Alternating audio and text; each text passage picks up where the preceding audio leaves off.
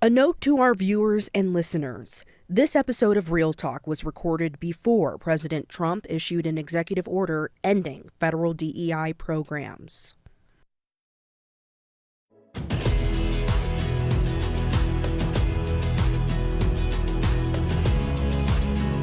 Right now on Real Talk with Denver7 and CPR News, diversity, equity, and inclusion campaigns under attack.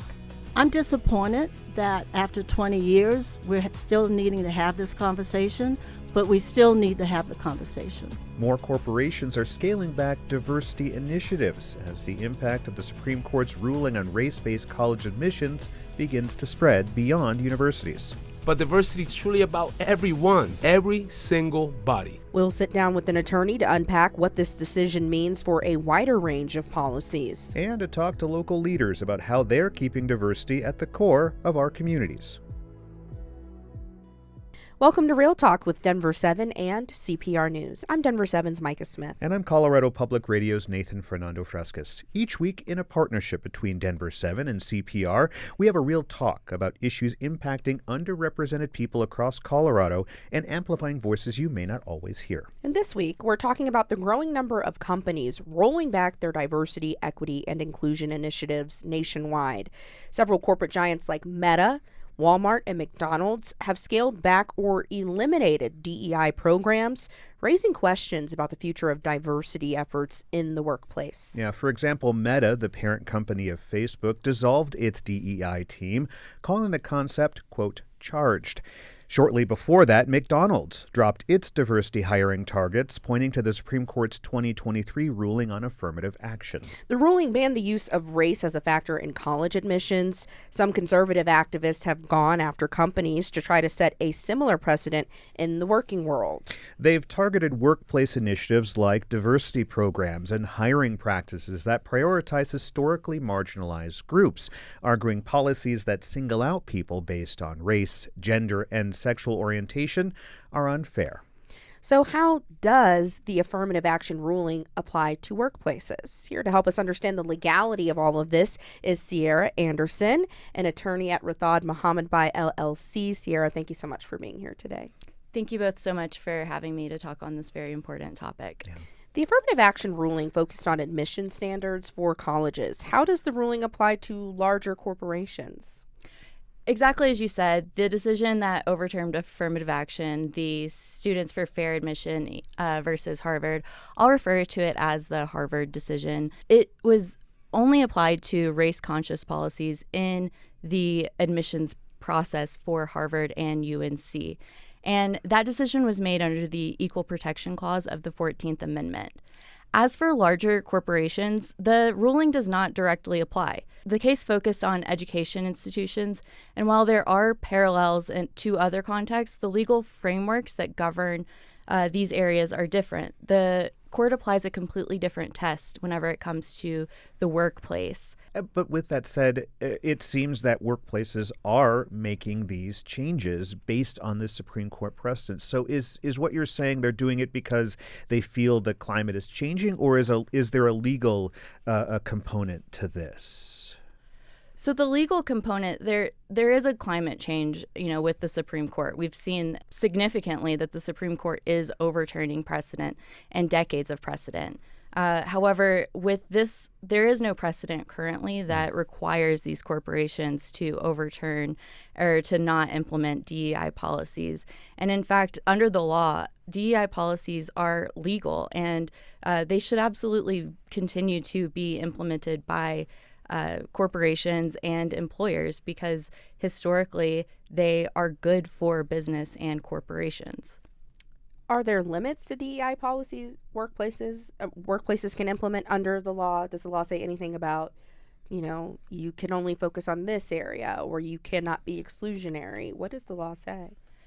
Certainly, there are limits to what policies can be put in place. Under Title VII and the Civil Rights Act, you cannot be discriminatory. So policies that discriminate based on race, religion, gender, sex, or other special characteristics are not allowed. Are there any legal protections for workplaces with DEI practices if they were to be taken to court over these initiatives? Yes, there are legal protections for employers who are facing court challenges for their policies that are in place. First and foremost, I would expect that these employers would have to establish that their policies are not discriminatory under state and federal laws. To defend their policies, employers can also argue that their DEI initiatives are designed to address systemic inequality or to meet the business objective of fostering a diverse and inclusive workplace. These are important things that employers are allowed to do. I think it's really interesting just because I am actually a DEI leader at Denver7. I started our DEI committee. And when we were starting it out, there were a lot of questions about who can join, like who can join your committee. And I always said, everybody can join because everybody is diverse. Whether you bring a diverse experience or background, I think we equate DEI with race far too often. And of course, that's a big component of it. But I think that when some people hear the word diversity, they don't think that they're included in that word when they very much are. And according to the law, DEI cannot be exclusionary either. Are there any Colorado-specific laws that pertain to DEI practices in the workplace? So in Colorado, we have a lot of employment laws, specifically the Colorado Anti-Discrimination Act protects employment and employees within the workplace, and it mirrors the federal protections by prohibiting employment discrimination based on race, religion, sex, sexual orientation, gender identity, national origin, and other protected characteristics. We also have the Protecting Opportunities and Workers' Rights Act, or the POWER Act, which also protects employees and employers in the workplace. Is Colorado kind of ahead of the curve in that protection? Are there more protections than, let's say, other states, or is it pretty much on par with most of the country? Colorado's on par with federal standards and is also ahead of the curve in a lot of ways as far as the protections that are in place and the additional protections that are in place. Under the POWER Act, we also include marital status as a protected category. All right, Attorney Sierra Anderson, thank you so much for joining us for this Real Talk. Thank you both so much. Coming up, we talk to a DEI consultant about how companies are adapting to the changes and what's at stake. What she's seen in the wake of the Supreme Court ruling. This is Real Talk with Denver7 and CPR News. Welcome back to Real Talk with Denver7 and CPR News. I'm Colorado Public Radio's Nathan Fernando Frescas. And I'm Denver7's Micah Smith. Let's continue our Real Talk on major corporations rolling back DEI practices following the Supreme Court's decision to overturn affirmative action. In 2024, Lowe's executive leadership said the company began reviewing its programs after the court's ruling. It decided to end its practice of having multiple employee resource groups representing diverse sections of its associates.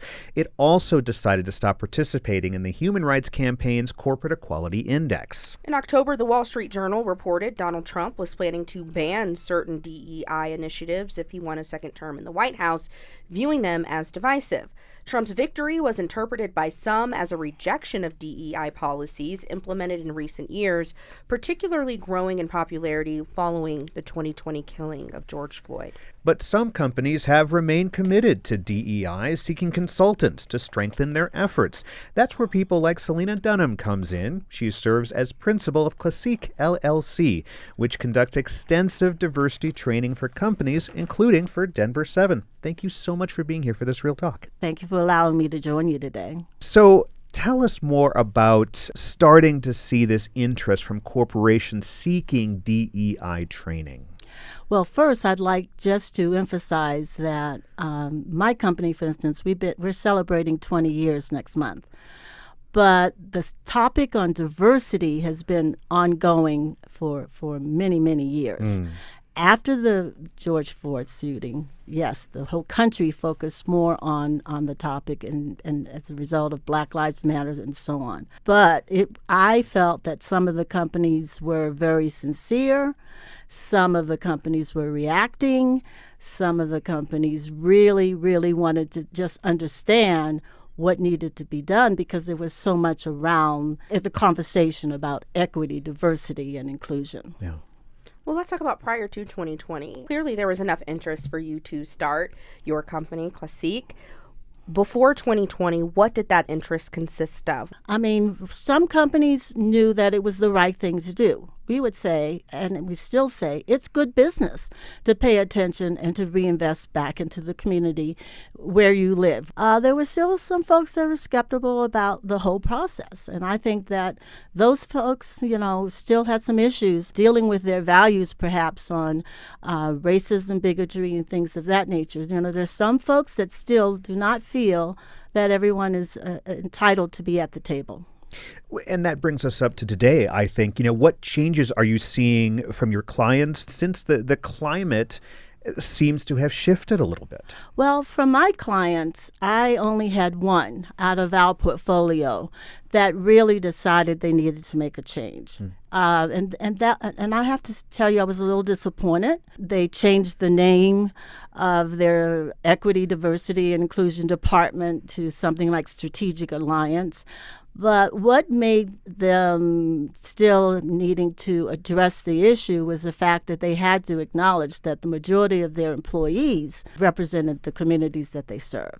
So they're still working on the issue, but yeah, the discussions took place about whether or not they should dismantle the whole effort. When I was thinking a lot about this, the wildfires burning in California, you have people saying, well, that person leading this, this charge is a DEI hire. That word, that symbol has become so charged. Is it something as simple as changing the name, but keeping the basis of what DEI and EDI means? Would that work in this situation? Well, I think you have to look at who made that type of a comment and thinking and reflecting about the fires. I happen to know and have had the opportunity to meet Mayor Bass, and Mayor Bass is an African-American female mayor who was also a U.S. Congresswoman. Her constituents obviously believed that she knew what she was doing to get the job, and now there's fires. What is the fact of her being a woman? Why is that an issue? And did she actually cause the fires? Why is that an issue? Well, and I think even just the term DEI hire, before that it was affirmative action hire. Exactly. People who do not want diversity, who are not interested in any sort of diversity programs, will find a term that is charged to get across their point.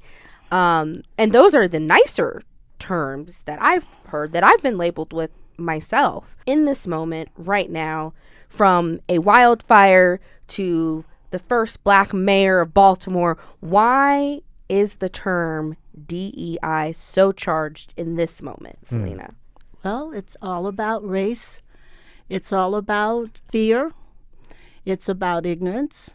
It's about bigotry, and it's about hatred. It's charged because those folks that still are having issues deep down with their values and being socially responsible folks and realizing our country, it's totally made up of all kinds of folks. The answer is, for me, those folks that are just looking at people the wrong way. How do you move forward through this time? I'm disappointed that after 20 years, we're still needing to have this conversation, but we still need to have the conversation. We still need to be engaged. We still need to be alert. We still need to hold folks accountable, our elected officials, our business people. For those of us that have children and grandchildren, for those of us who have parents that are aging, equity, diversity, and inclusion, it's not going to go away. I don't care what you call it. But until everyone has fair access to health care, fair access to affordable housing, when seniors get to be seniors and they can afford to live in a reasonable, decent way, when some of us have and some of us do not have, and we look at those people and we feel no empathy or compassion for it, I'm sorry, folks. Equity, diversity, inclusion, or inclusion, diversity, and equity. All of those subjects, all of those topics, we're going to continue to have conversation about. All right, Selena Dunham, thank you so much for this Real Talk. Thank you. The Supreme Court's ruling only explicitly outlines rules for colleges and universities. So what changes have they seen since that major decision? Yeah, we're sitting down with the VP of Diversity and Inclusion at MSU Denver to find out after the break. Please stay with us. This is Real Talk with Denver7 and CPR News.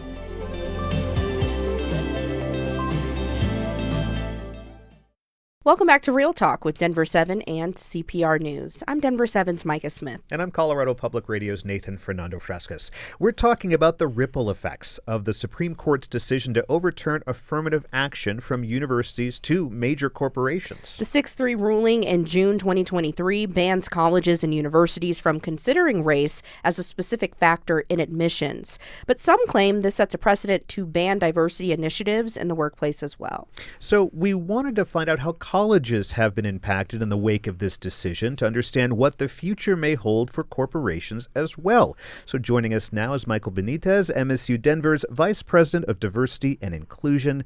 Michael, thanks so much for being here for this Real Talk. Thanks for having me. An absolute pleasure. So first, MSU's admission process isn't like other colleges or universities I've heard. Tell us about what makes MSU's different. Yeah, MSU Denver, we have a modified open access sort of process. And so we accept anyone at the age of 20 or older. Very rarely do we turn students away, maybe between the ages of 16, 17, and 20 coming out of high school. And it's because we truly evaluate and assess where they may be academically. Maybe they need a little development or attend a community college at first. But we pretty much are open. We worry more about who we include as opposed to who we exclude. So what changes in admissions has MSU seen since the overturning of affirmative action? At Metro State University of Denver, we haven't seen any changes because we've always been modified open access. So students are welcome to come in and out, take time off when they need to, go the full 4 years, 6 years. Some students come and they take 10 years to graduate. And that's what makes Metro State University a pretty special place. And talk about the makeup of your student population. You said it runs the gamut, but go a little bit deeper into that. We are an institution by the community, for the community. We are 54% students of color.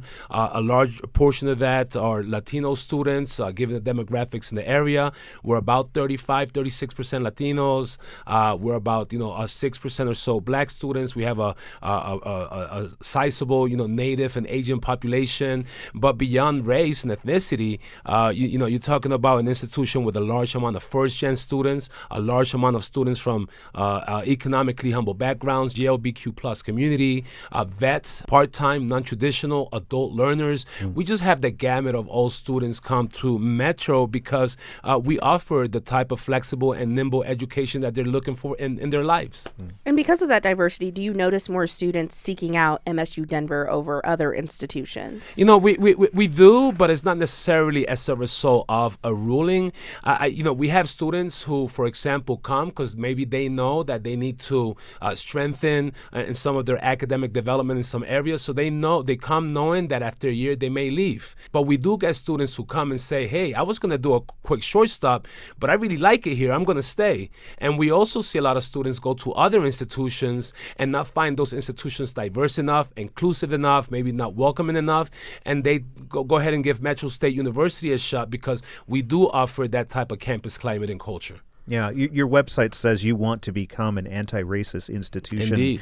What steps are you taking at MSU to actively reach that goal? Yeah, first I'll say I think there's a big misunderstanding around anti-racist education or processes or teaching practices.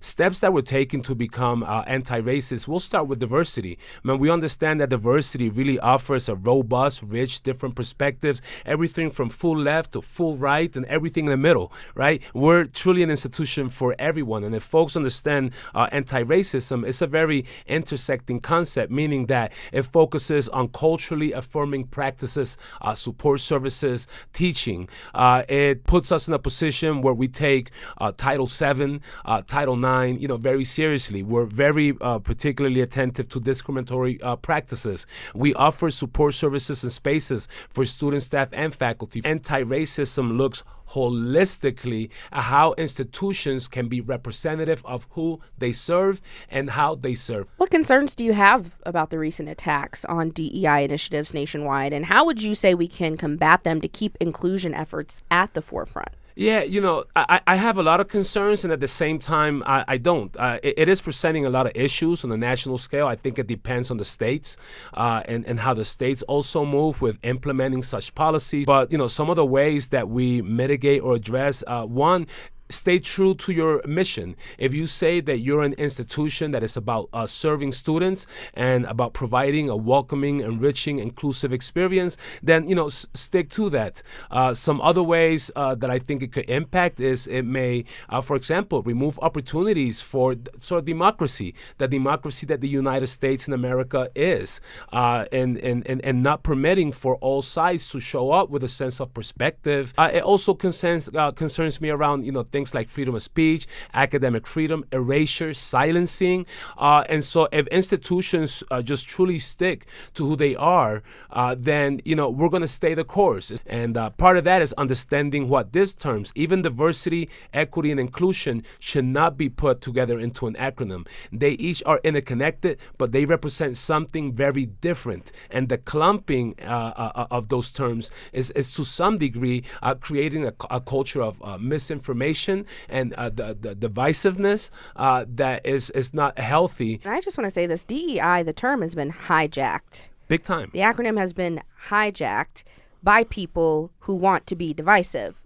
If we let the terms stand as they are, naturally it includes everybody. But there are people working to say, that doesn't include you, right? That's them. That's the othering factor, right? That's them. Yeah. That's not you.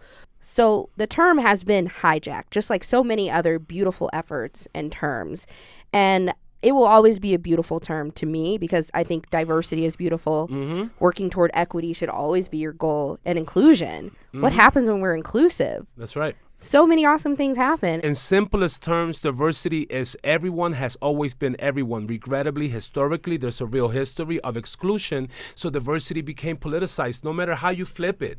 But diversity truly, Micah, you hit it on the money, is truly about everyone. Inclusion wrestles directly with exclusion. If there wasn't something as exclusion, then the concept of inclusion wouldn't even exist. So, and then when you think about equity is about outcomes. So you got to look at equity for the access that it represents and offers anyone and everyone. Then you got to look at it for the access that then they need to have when they enter spaces. Then it is about cultivating the conditions so that everyone can be successful. And lastly, about the outcomes for everyone. And that's the piece. Every single body. Michael Benitez, MSU Denver's Vice President of Diversity Inclusion. Thank you so much for this Real Talk. Thank you for having me. It's been an absolute pleasure. Wonderful. And that is this week's episode of Real Talk with Denver7 and CPR News. Every week, we have Real Talk on issues that impact Coloradans who are often overlooked. You can find all of our shows on denver7.com/Real Talk or at cpr.org/Real Talk. Have a great day. A note to our viewers and listeners. This episode of Real Talk was recorded before President Trump issued an executive order ending federal DEI programs.